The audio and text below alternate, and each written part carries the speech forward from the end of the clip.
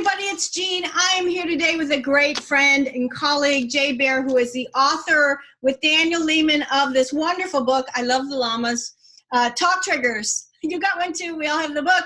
Hey, Jay, tell everybody about yourself and your experience and how you got focused on customers and experience and this connection with Talk Triggers. Thanks, my friend. Great to be here. Actually, just a quick point of reference. They are alpacas. Oh, I said llamas. I don't know my animals. I learned that difference the hard way when we shot a bunch of promotional videos at a farm that has both. What's the difference? It's funny you say that. So many people have asked me that question. We're actually doing like a whole blog post and an infographic. It's like content of the differences. But llamas are much bigger. And even though they're bigger, they are much more chill. Alpacas are smaller and kind of skittish. So you picked the skittish ones. Yeah, we didn't do that on purpose. It just kind of worked out that way. But I'm psyched to be here. Thank you very much. As you know, I run a consulting firm called Convince and Convert, which works with big brands on content strategy, social strategy, CX strategy, word of mouth strategy, like we talked about in this book. And while a lot of our work has been in the marketing side over the last 10 years, what we have found over the last 3 or 4 years is that all of our clients are asking us questions that aren't really about marketing. It's about, well, how do we get customers talking about us? Or how do we get people to share our content in social? It was all these bigger issue kind of CX questions. And we're like, geez, if our clients, who are some of the biggest companies in the world, don't know this, then a lot of people don't know this. And so that's why I wrote the book, Hug Your Haters, about customer service and online CX a couple of years ago. And now this book, Talk Triggers, about word of mouth and how CX creates conversations when you do it differently. Well, you know, what I love is this is a podcast for customer experience leaders. Also, you know, it's a CMO, it's a CXO, it's a CSO, CCO.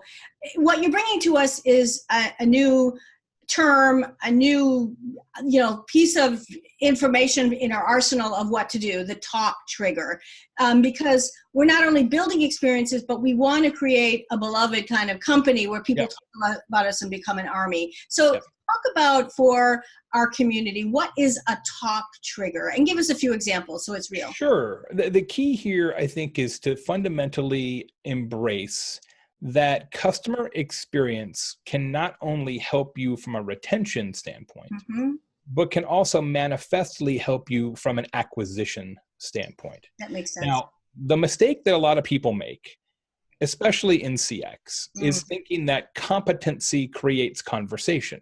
That if you just have a good customer experience or you run a good business, that customers will naturally talk about that. But will they? And if so, what will they say? Good is not terribly talkable. I don't know everybody who's tuning in. I probably know some, but I do know this, Jeanne. Nobody ever says, hey, let me tell you about this perfectly adequate experience I just had. True. You need memory, memorable, something that... It's a bad story. Yeah. So when you're using CX for acquisition, what you're really trying to do is turn your customers into volunteer marketers.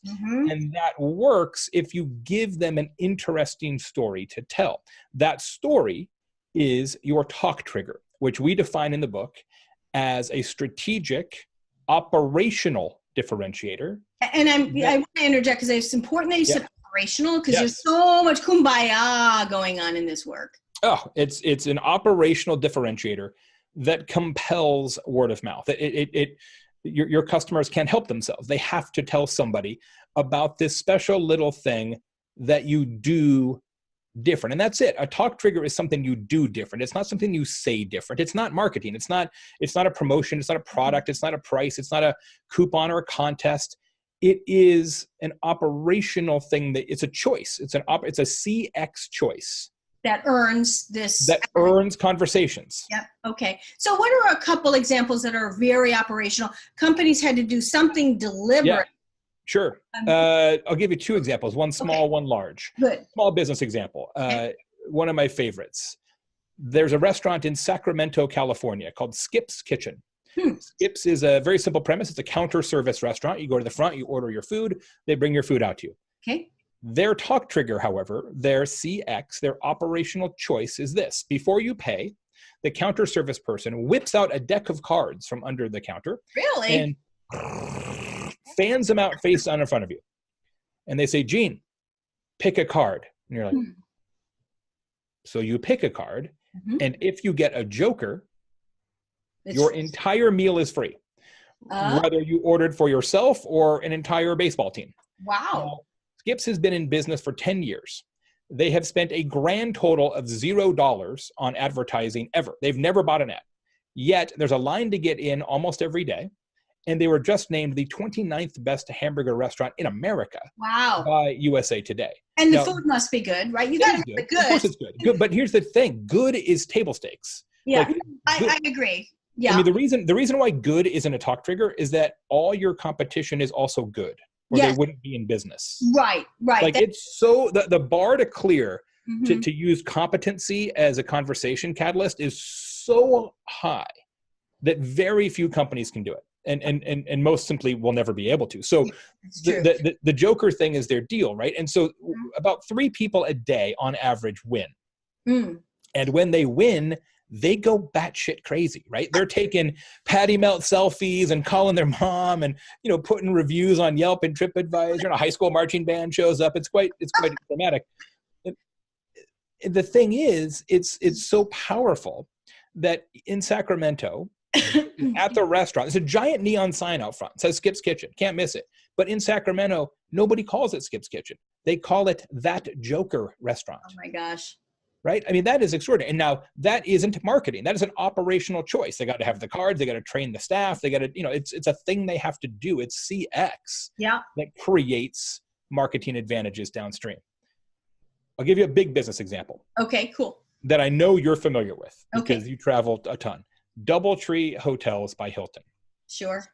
Every single day, every single guest, they give you a warm chocolate chip cookie when you check in. True. They've been doing this for 30 years, every day. A lot of cookies. Did anybody count how many cookies? 75,000 per day. Of course they did. Wow. 75,000 a day. Now that's a lot of cookies. Now we did 4 separate proprietary, expensive first-party research projects for this book. This is not Jay says this is a good idea. We did 4 separate studies. Wow. One of the studies was we surveyed hundreds and hundreds and hundreds of DoubleTree customers. And we said, what do you notice differently? 34% of their customers have, without being asked, proactively mentioned that cookie to somebody else in the last 30 days, which means that on average, 25,000 people a day talk about that cookie. Companion question. And the cookie always connects with the name of the hotel. Of course. Yeah. Of course. There you go. And companion question. When's the last time you saw a DoubleTree ad? You haven't seen very many because the cookie, their CX, is the ad and their guests are the marketing department. You've heard this saying that advertising is a tax on the unremarkable. Oh, love that. Yeah, exactly. There's some truth to that when it comes to word of mouth and talk triggers. Now, I wouldn't say it's entirely true, but there is definitely a kernel of truth there. So both Skip's Kitchen and DoubleTree have figured out a way to do something different operationally, to bake a special customer experience into how they do business that turns those customers into a word of mouth wave. And when that happens, you're in great shape because the best way to grow any business, I don't even care. The best way to grow any business is for your customers to do the growing for you. Yeah, that makes so much sense. And I love the idea of it. Now, here's the paradox that we live in, right, as CX people, is often the beginning phase of our work is to get maybe past good to reliable, right, to consistent and reliable.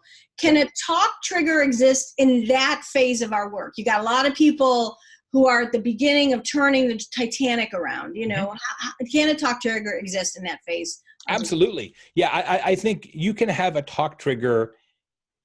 How do I want to say this? The presence of a talk trigger is independent of the overall quality of the firm.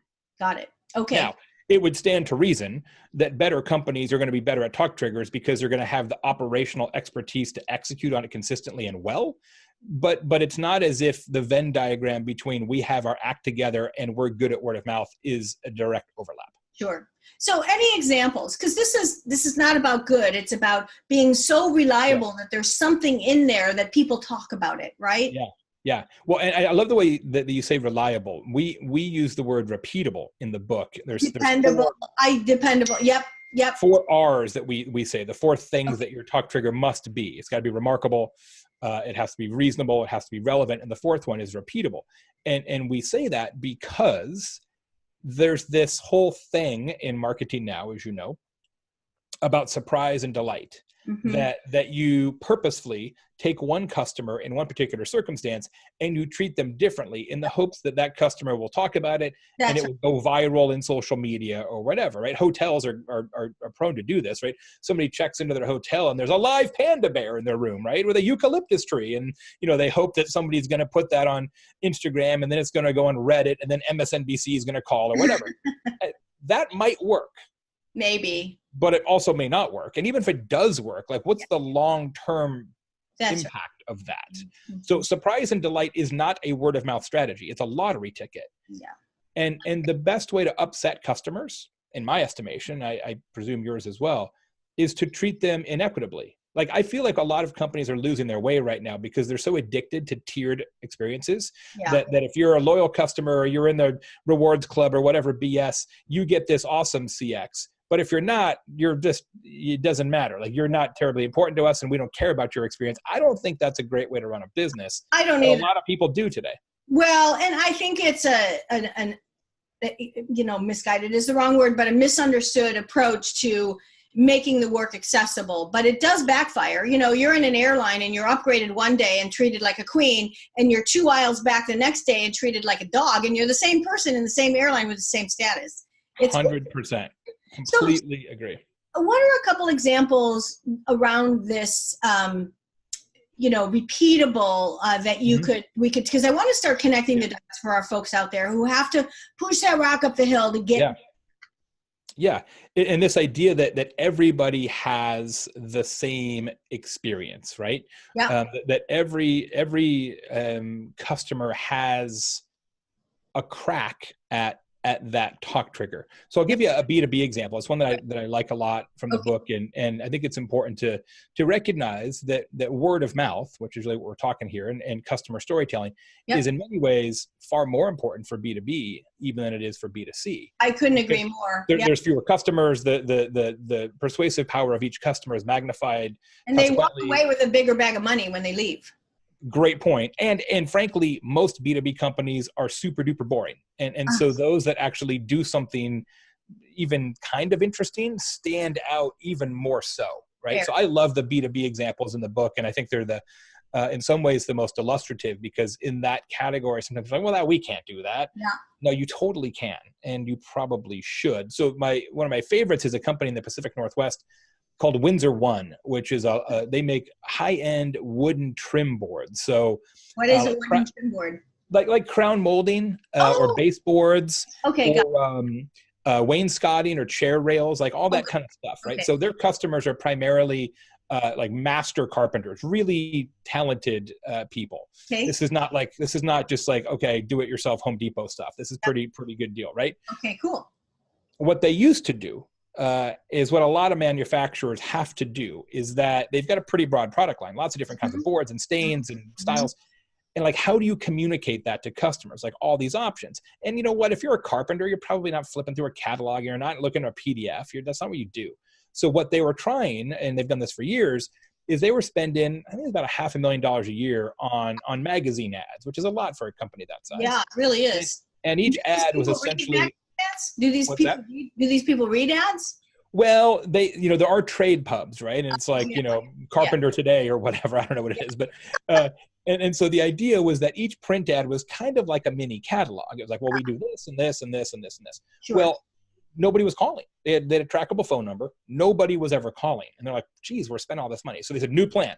Yeah, we're going to do a talk trigger. So now every single board that they make has a stamp on the back, like an ink stamp. Oh, okay. And it says, prime all your cuts, which is good advice, right? Just sort of a little tip for your carpenters, prime all your cuts. And then it says, call Kurt for a shirt. Oh. 888-779-2700. So you've got your saw and you're like, who is Kurt? And you call the phone because curiosity gets the best of you. Of course. And first ring pickup, hey, this is Kurt. You're like, really? Whoa, real guy. He is the head of inside sales. So Kurt goes, hey, this is Kurt. Who's this? Oh, it's Jay Baer. What are you doing, Jay? I'm working on a remodel of a church.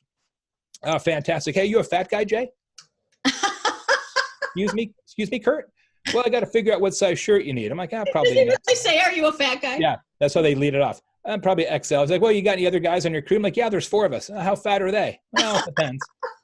So takes down shirt sizes and name for everybody on the crew, and then says, well, tell me what products you're using. Well, I'm using this kind of trim piece. This one. Hey, Jay, did you know that we also make this and this and this and this? We got this brand new one called this. Genius. This is genius. They FedEx the next day a box of shirts for everybody on the crew with samples of every product mentioned on the call. Of course they do. How smart are these guys? Doubled the size of the company. Wow. No longer do any ads at all. They've printed out 50,000 shirts. And you might see one if you drive by a construction site or something like that. They all say on the front, got wood. Well, I live in the Pacific Northwest, so I'm going to have to take a look for those shirts. Exactly. Got wood. Wow. Yep, okay. Pretty fantastic. Okay. So such a great example, and thank you for that, because a lot of our people in the audience are B2B people. So Jay, let's try to turn this into, a to-do kit, which you put in the book. Yeah. I love the way you did the book, by the way. Thanks. You and I really focus on the same approach, which is we got to make it a consumable, approachable book. How does somebody like a chief experience officer, chief customer officer, go about finding out and finding those talk triggers? Yeah. So thank you. First of all, the book is set up in a 4, 5, 6 structure. Yeah. So the four ingredients of a talk trigger, the 5 different types of talk triggers, and then the 6-step process you use to create a talk trigger for your organization, 4, 5, 6. Okay. And indeed, there are a number of very good word of mouth books out there already. Lots. And we interviewed all the authors of those books. So it's not like Daniel and I, like we invented the fact that word of mouth is important, far from it. But our contribution, and I think what makes this book worthwhile and stand out is here's how you do it. Yeah. Because nobody else has ever written that book. There's a lot of books that say you should do word of mouth. It's like, I agree. How? Well, I don't know. So and it's the exact same. It's the same process that we use at Convince and Convert for our clients. So we basically took our process internally that we've pioneered and polished over the years and just took it and put it in the book and just gave it away. Well, and I have to say, you and I give everything away. You give everything away. It's so smart. People always say, aren't you afraid you're giving your stuff away? I'm like, look, I'm so happy to be helping. And the world is a karmic place. It boomerangs back to you. Well, and not to mention the fact that a list of ingredients doesn't make somebody a chef. I agree. I remember, a million years ago when I gave the first keynote speech for Land's End. We had never spoken anywhere. So we're at the Direct Marketing Association. There's 500 people crammed into this room. And I'm saying things like, think small, take care of one customer. People are writing this down and like, what are they going to do with that? And you're exactly right. But awesome. Well, here's the worst way to do a talk trigger. I'll tell you the worst way.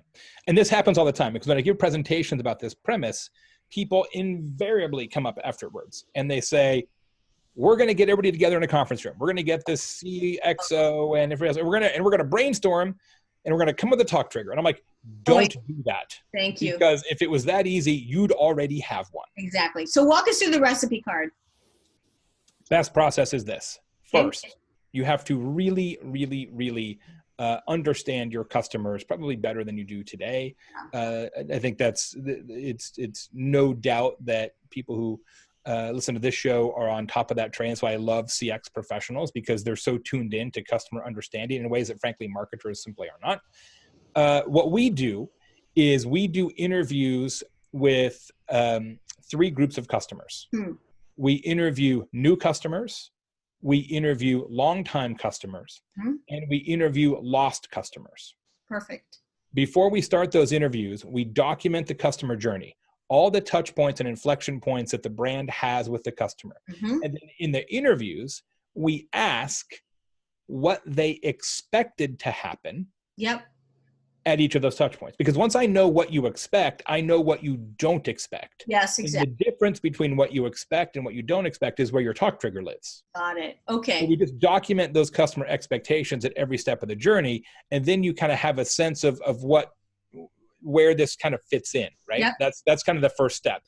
As part of that, we also very much recommend that you convene what we call the triangle of awesome. Huh. Okay. The triangle of awesome is the middle of it, right? Is sort of CX professionals, if you have that in your company. Yep. Then you've got marketing, sales, and service. Mm-hmm. Because sales and service are the ones that really know what customers want. They're the ones who actually talk to customers. Marketing doesn't talk to customers. Marketing doesn't know anything about customers. Marketing thinks they understand customers, but they usually don't. Mm-hmm. And I say that as a marketing professional.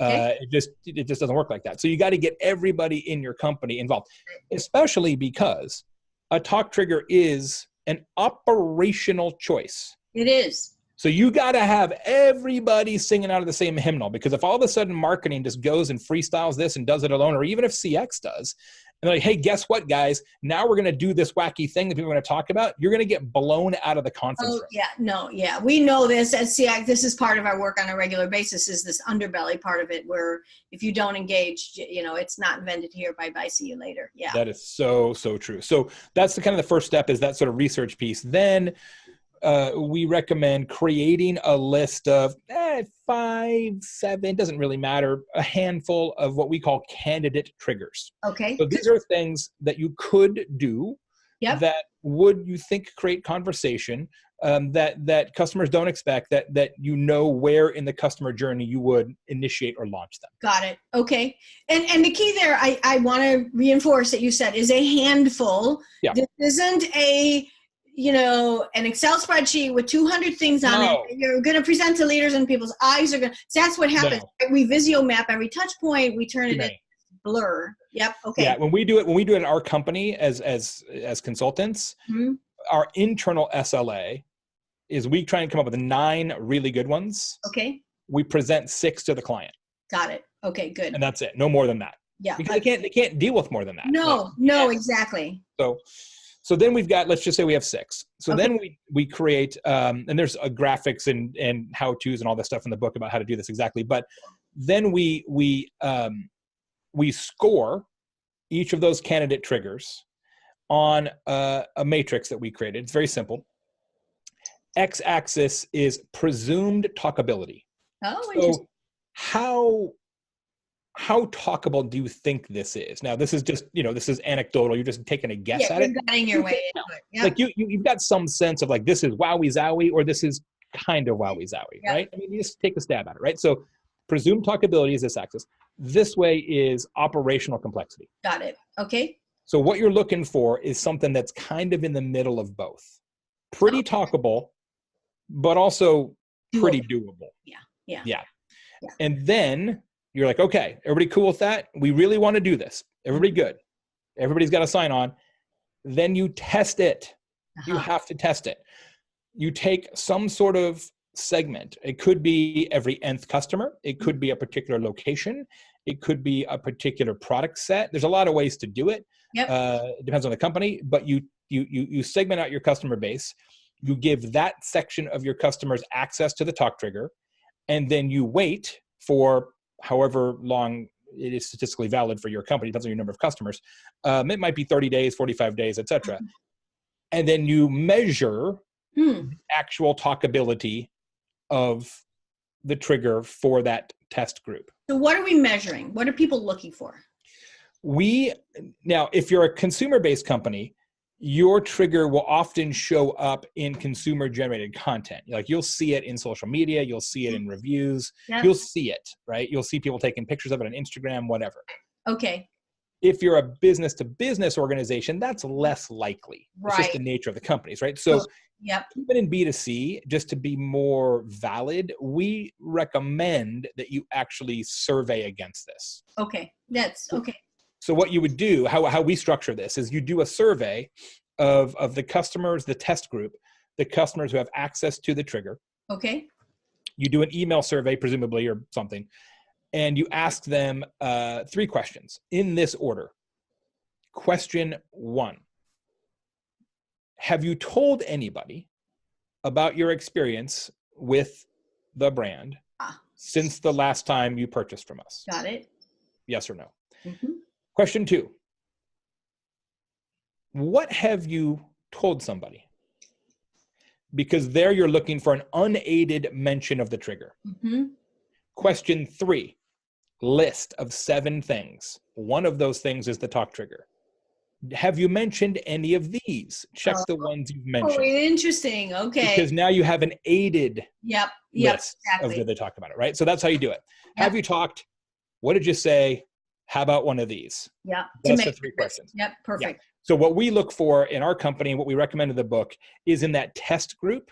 Mm-hmm. What you're looking for is a talkability rate of 20 to 25% in that ballpark, right? If you can get 1 out of 5 customers who are like, yep, I noticed it and I mentioned it, you've got something, right? You have a there, and that trigger merits expansion across the enterprise. If you don't have 20%, you're probably never going to get 20%. So then you just go to one of the other ones that you had in your candidate list and you try that one and test that one, and you keep testing until you get something that crosses that 20% threshold, and then you roll it out everywhere, put the pedal to the metal, amplify it a little bit, promote it a little bit so people actually know, you give it a little juice, and then you're off to the races. Okay, so great. Oh my gosh, people are going to just love this. Here's a couple questions.